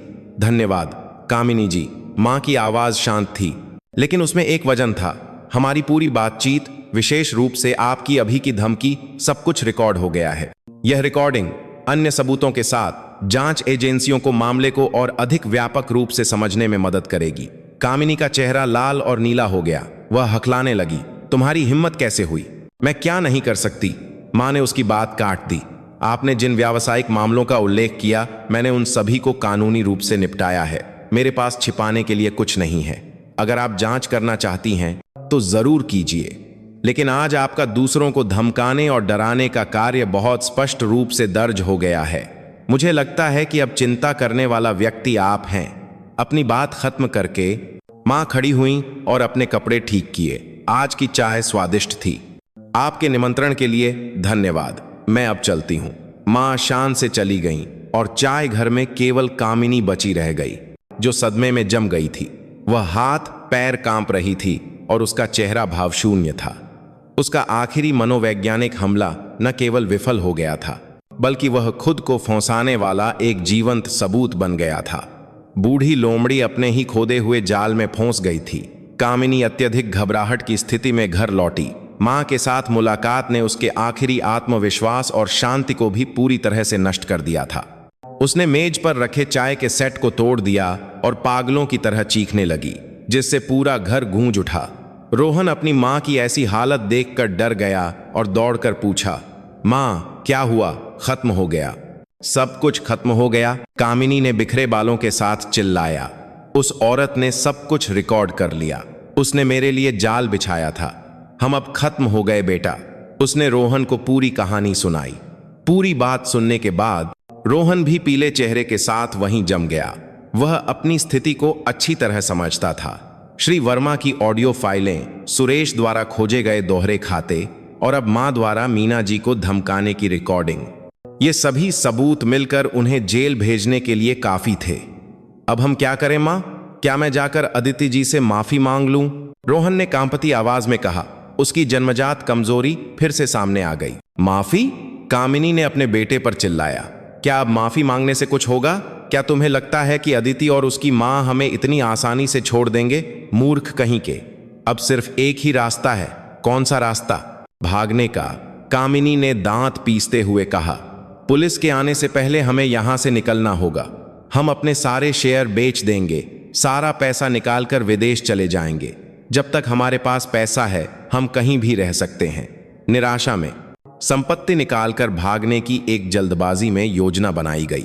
कामिनी ने अपने पुराने व्यावसायिक संपर्कों के माध्यम से कुछ दलालों से संपर्क किया और अपने पास मौजूद टेक्नोवा के सभी शेयरों को बाजार मूल्य से बहुत कम कीमत पर तुरंत बेचने का फैसला किया। सौदा जल्दी और नकद में होना था। उसी समय रोहन को कंपनी और व्यक्तिगत बैंक खातों से पैसे निकालने और उन्हें अनौपचारिक चैनलों के माध्यम से धीरे धीरे विदेशी खातों में स्थानांतरित करने का काम सौंपा गया। वे डर के मारे गुप्त रूप से काम कर रहे थे। रोहन पूरे दिन कमरे में बंद रहता, थके हुए चेहरे के साथ फुसफुसाते हुए फोन पर बात करता। प्रिया, जिसका पेट काफी बढ़ गया था, ने रोहन में बदलाव महसूस किया और पूछा कि क्या हुआ, लेकिन उसे केवल चिड़चिड़ाहट और टालमटोल का सामना करना पड़ा। एक महिला की अंतर्ज्ञान से उसे पता चल गया था कि कुछ अशुभ होने वाला है। उसने चुपके से रोहन का मोबाइल फोन देखा और यूरोप के लिए एक तरफा हवाई टिकट की बुकिंग का संदेश देखकर दंग रह गई। टिकट केवल रोहन और उसकी मां के थे। प्रिया टूट गई। उसे एहसास हुआ कि वह और उसके पेट में बच्चा सिर्फ फेंके जाने वाले मोहरे थे। इस बीच हमारी तरफ मेहरा मां बेटे की हर हरकत हमारी नजर में थी। अपने गांव में रहते हुए भी सुरेश अभी भी विश्वसनीय दोस्तों के माध्यम से टेक्नोवा के सौदों पर कड़ी नजर रखे हुए था। जब उसने बड़ी मात्रा में कंपनी के शेयरों की असामान्य बिक्री और खातों से बड़ी रकम की निकासी का पता लगाया तो सुरेश ने तुरंत मुझे सूचित किया। मैडम, मुझे लगता है कि वे भागने की कोशिश कर रहे हैं। फोन के दूसरी तरफ सुरेश की आवाज में अर्जेंसी थी। यह खबर सुनकर मैंने एक पल भी नहीं हिचकिचाया। मैंने तुरंत शांति जी को फोन किया। वकील साहिबा, मुझे लगता है कि अब समय आ गया है। ठीक है, शांति जी ने दृढ़ता से जवाब दिया। अदिति जी, आप शांत रहिए। मैं तुरंत हमारे पास मौजूद सभी दस्तावेज और सबूत लेकर जांच एजेंसी के पास जाती हूं। कानून के हाथ लंबे होते हैं, वे कहीं नहीं जा सकते। रात शहर पर उतर आई। आलीशान हवेली में मेहरा मां बेटा सुबह की उड़ान पकड़ने के लिए सूटकेसों में नकदी और दस्तावेज ठूंस रहे थे। उन्हें बिल्कुल भी पता नहीं था कि उनके घर के बाहर कानून का एक अदृश्य जाल बिछाया जा चुका है और सही समय का इंतजार करते हुए कसता जा रहा है। उस रात शहर में रिमझिम बारिश हो रही थी। खिड़कियों पर नियमित रूप से पड़ती बारिश की बूंदें जैसे कयामत का एक दुखद संगीत थीं। रोहन की हवेली में आधी रात के बावजूद रोशनी थी। अंदर का माहौल एक खींचे हुए तीर की तरह तनावपूर्ण था। कामिनी लगातार बेचैन हो रही थी और रोहन को जल्दी करने के लिए कह रही थी। जल्दी करो बेटा, एयरपोर्ट जाने वाली कार जल्द ही पहुंच जाएगी। सब तैयार है ना? हाँ मां, रोहन ने थकी हुई आवाज में जवाब दिया। उसने अभी अभी एक दलाल से बात खत्म की थी और पुष्टि की थी कि अंतिम शेयर बिक्री सौदा पूरा हो गया है और नकदी एक गुप्त स्थान पर दी जाएगी। सब कुछ उनकी हताश योजना के अनुसार चल रहा था। उन्हें बिल्कुल भी पता नहीं था कि शांति जी उस दोपहर से ही जांच एजेंसी में थीं। उन्होंने मामले की पूरी कहानी, मेरे बौद्धिक संपदा के सबूत से लेकर झूठे अनुबंध, दोहरे खाते, फोन रिकॉर्डिंग और कामिनी द्वारा मेरी मां को धमकाने की ऑडियो फाइल तक स्पष्ट और तार्किक रूप से समझाई थी। विशाल और अकाट्य सबूतों के ढेर ने जांचकर्ताओं को हैरान कर दिया। मामले की गंभीरता और आरोपियों के भागने के जोखिम को देखते हुए गिरफ्तारी वारंट और संपत्ति फ्रीज करने के आदेश तत्काल स्वीकृत किए गए। यह वह क्षण था जब रोहन और उसकी मां पैसे और दस्तावेजों से भरे सूटकेस खींचकर दरवाजे से बाहर निकलकर इंतजार कर रही कार में बैठने वाले थे। 2 पुलिस कारें चुपचाप रुकीं और दस्तावेजों से भरे सूटकेस खींचकर दरवाजे से बाहर निकलकर इंतजार कर रही कार में बैठने वाले थे। प्रवेश द्वार को अवरुद्ध कर दिया। कार के दरवाजे खुले और वर्दी पहने जांचकर्ता उतरे। आगे एक गंभीर चेहरे वाला टीम लीडर खड़ा था। हम पुलिस की जांच टीम से हैं। टीम लीडर ने मां बेटे के सामने गिरफ्तारी वारंट पेश किया। श्री रोहन मेहरा और श्रीमती कामिनी मेहरा, हमें टेक्नोवा की व्यावसायिक गतिविधियों के संबंध में कुछ बातें स्पष्ट करनी है, इसलिए आपको हमारे साथ स्टेशन चलना होगा। कामिनी वहीं जम गई। उसके हाथ से सूटकेस जमीन पर गिर गया और अंदर से नकदी के बंडल निकलकर बारिश से भीगी जमीन पर बिखर गए। उसका चेहरा सफेद पड़ गया था और उसकी आंखें डर से फैल गई थीं। उसकी उत्तम योजना स्वर्ग के द्वार पर ढह गई थी। रोहन का पूरा शरीर कांप रहा था और उसके पैरों में जान नहीं बची थी। उसे दीवार का सहारा लेना पड़ा ताकि वह खड़ा रह सके।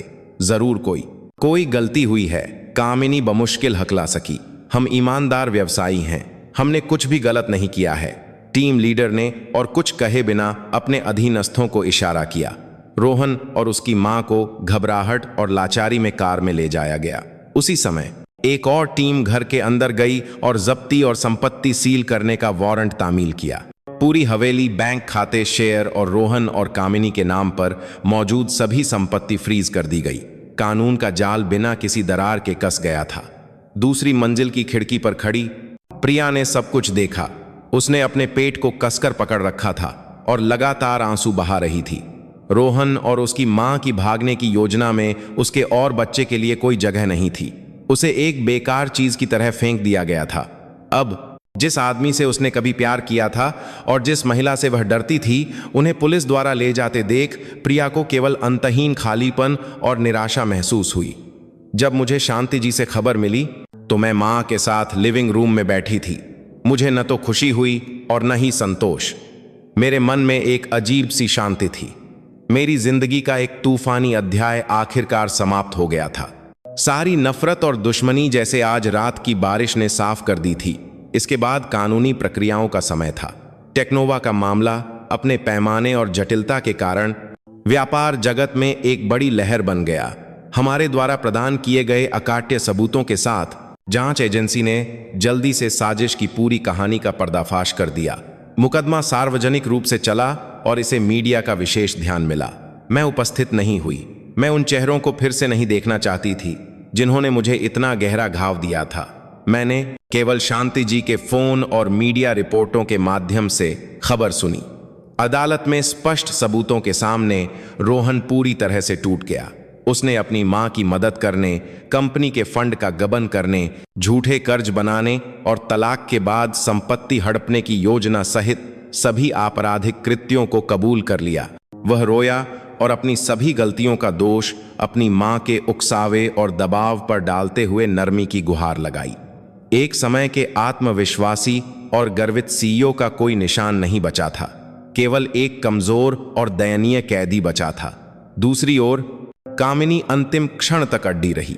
उसने आरोपों से इनकार किया, यह दावा करते हुए कि उसे फांसाया गया था कि ऑडियो फाइलें मनगढ़ंत थीं और खाते की किताबें जाली थीं।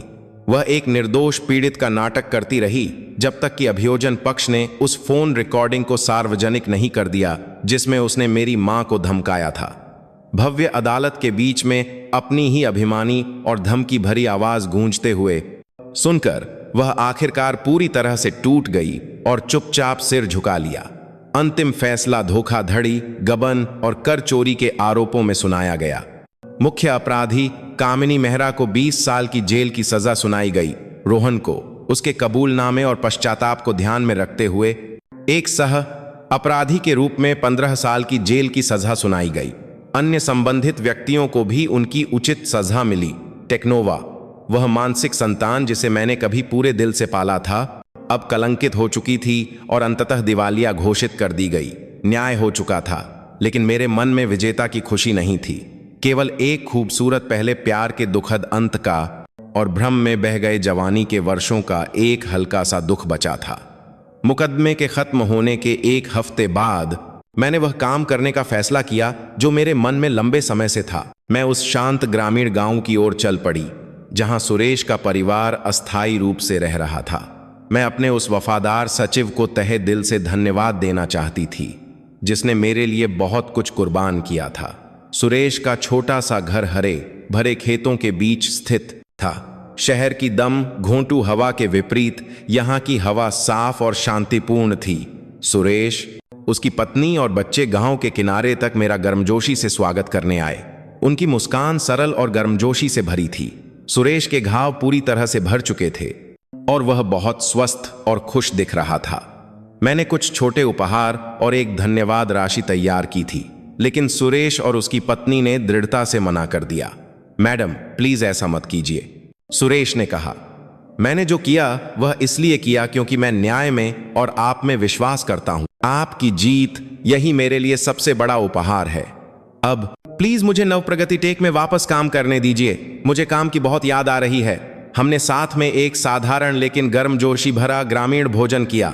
सुरेश और उसकी पत्नी की हौंसी, बच्चों की चहचहाहट सुनकर मैंने अपने दिल की गहराई में शांति महसूस की।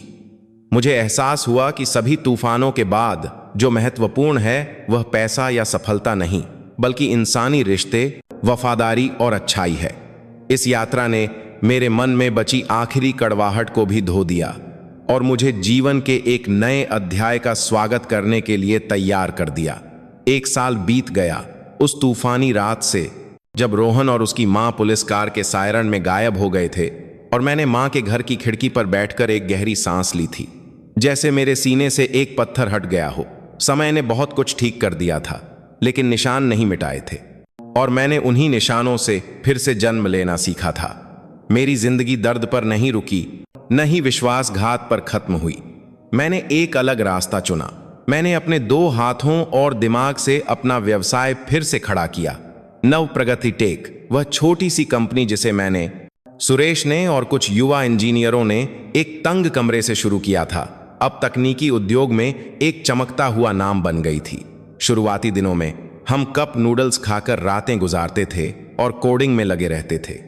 जब हमने अपना पहला अनुबंध जीता तो हम एक दूसरे को गले लगाकर खुशी से चिल्लाए। हमने धन जुटाने के लिए निवेशकों के सामने अनगिनत प्रस्तुतियां दी और कभी कभी ठंडे इनकार से निराश भी हुए, लेकिन हमने हार नहीं मानी। शिखर इस साल के उद्यमी पुरस्कार समारोह में आया। चमकदार रोशनी के नीचे एक बड़े मंच पर मैं सफेद सूट में मजबूती से खड़ी थी और एक मंत्री के हाथों से क्रिस्टल ट्रॉफी प्राप्त कर रही थी। तालियों की गड़गड़ाहट गूंज उठी, लेकिन इस बार यह अलग था। मैं अब रोहन की परछाई नहीं थी, न ही मैं एक आदमी के बगल में सीईओ की पत्नी कहलाने के लिए खड़ी थी। मैं अदिति शर्मा थी, अपने दम पर खड़ी एक उद्यमी, एक महिला जो सब कुछ पार कर चुकी थी। मीडिया ने धड़ाधड़ खबरें छापी और लोग मुझे भारतीय तकनीकी उद्योग की पुनरुत्थान की प्रतीक कहने लगे, लेकिन मुझे उन सुर्खियों ने उतना प्रभावित नहीं किया। दर्शकों में बैठे सुरेश की गर्व से चमकती आंखें और थोड़ी दूर से चुपचाप मेरा साथ देने वाले विक्रम की गर्मजोशी भरी मुस्कान। एक और मोड़ तब आया जब टेक्नोवा को अदालत से कर्ज चुकाने के लिए अपनी संपत्ति बेचने का आदेश मिला। सार्वजनिक नीलामी में मैं पहली पंक्ति में बैठी थी। मेरा पुराना प्रतिद्वंद्वी अब केवल एक बर्बाद नाम के रूप में बचा था। जब मेरे द्वारा कभी बनाए गए प्रबंधन प्रणाली के मूल पेटेंट नीलामी के लिए आए तो मैंने बिना किसी हिचकिचाहट के अपना नंबर पैड उठाया। नीलामी हॉल में हलचल मच गई। अंत में एक उचित मूल्य पर मैंने वह सब कुछ वापस खरीद लिया। जब स्वामित्व का प्रमाण पत्र मेरे हाथ में आया तो मैंने चुपचाप अपनी आंखें बंद कर लीं। एक चक्र पूरा हो गया था।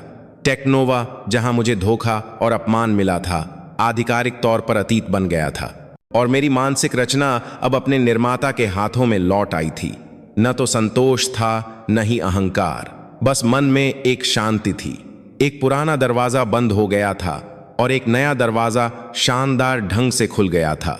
एक गर्मी की दोपहर मैं एक दोस्त से मिलने के लिए एक मैटरनिटी अस्पताल गई और संयोग से प्रिया से टकरा गई। वह गलियारे में बैठी एक गोल मटोल लड़के को गोद में लिए हुए थी। अब कोई महंगे कपड़े नहीं थे। प्रिया एक ढीली शर्ट में सादे रूप में थी। उसका चेहरा थका हुआ लग रहा था, लेकिन बच्चे को देखने वाली उसकी नजरें बेहद कोमल थीं। प्रिया ने सिर उठाया और मुझे देखकर रुक गई। अब कोई अहंकार या चुनौतीपूर्ण नजर नहीं थी। वहां केवल एक आहत और अकेली युवा मां थी। अदिति जी, प्रिया ने कांपती आवाज में धीरे से कहा। मैंने उसकी गोद में बच्चे को देखा। बच्चा गहरी नींद में सो रहा था और अपने होठों को हिला रहा था, जैसे कोई सपना देख रहा हो। उस पल मेरे अंदर की सारी नफरत गायब हो गई। मुझे समझ में आया कि इस बच्चे का कोई दोष नहीं है। उसने अपने माता पिता को नहीं चुना था और न ही वह अतीत की गंदी साजिशों के बारे में जानता था। तुम ठीक हो? मैंने पूछा। प्रिया ने सिर झुका लिया और आंसू टपकने लगे। मुझे माफ कर दीजिए अदिति जी, अब बहुत देर हो चुकी है। मैं बस इस बच्चे को अच्छी तरह से पालना चाहती हूँ। क्या आप मुझे माफ कर सकती हैं? मैंने एक गहरी सांस ली। माफी उसके लिए नहीं, बल्कि मेरे लिए थी। नफरत को मन में रखना केवल मेरे दिल को भारी करता। जो हुआ सो हुआ। प्रिया, बच्चे का ख्याल रखो। उसे एक ऐसी मां की जरूरत है जो सही तरीके से जीना जानती हो। प्रिया ने बच्चे को कसकर गले लगा लिया और फूट फूट कर रोने लगी। मैंने धीरे से सिर हिलाकर अभिवादन किया और आगे बढ़ गई। मेरा मन पंख की तरह हल्का हो गया था। एक और दोपहर मैं और विक्रम समुद्र के किनारे टहल रहे थे। लाल सूरज धीरे धीरे क्षितिज के नीचे जा रहा था और लहरें धीरे धीरे किनारे पर आ रही थीं। मैंने अपने जूते उतारे और नंगे पैर ठंडी लहरों को महसूस किया। विक्रम चुपचाप मेरे साथ चल रहा था, लेकिन उस चुप्पी में भी मुझे शांति महसूस हो रही थी। अदिति, विक्रम ने धीमी आवाज में कहा, तुम बहुत लंबे समय तक दूसरों के लिए जीती हो, अब अपने लिए जियो। और अगर कभी तुम चाहो कि कोई तुम्हारे साथ हो, तो मैं चाहूंगा कि वह मैं हूं। मैंने विक्रम की ओर देखा। उसकी आंखें कोमल और दृढ़ थीं। मैंने जवाब देने के बजाय मुस्कुरा दिया। मैं अभी एक नया प्यार शुरू करने के लिए तैयार नहीं थी, लेकिन मुझे पता था कि मेरे पास एक दोस्त, एक जीवन साथी और एक शांत कंधा है जिस पर मैं भरोसा कर सकती हूं। हम एक दूसरे के बगल में लंबे रेतीले समुद्र तट पर चलते रहे और दो जोड़ी पैरों के निशान पीछे छूट गए। मेरे सामने विशाल समुद्र था और मेरे जीवन के एक नए दिन की घोषणा करती हुई लालिमा से रंगा हुआ आकाश। मैंने एक गहरी सांस ली। मेरे सीने में एक मजबूत विश्वास उभरा कि अगर एक महिला सब कुछ खोने के बाद भी अपनी गरिमा, बुद्धि और साहस को बनाए रखती है, तो वह हमेशा फिर से जन्म ले सकती है और खुश हो सकती है।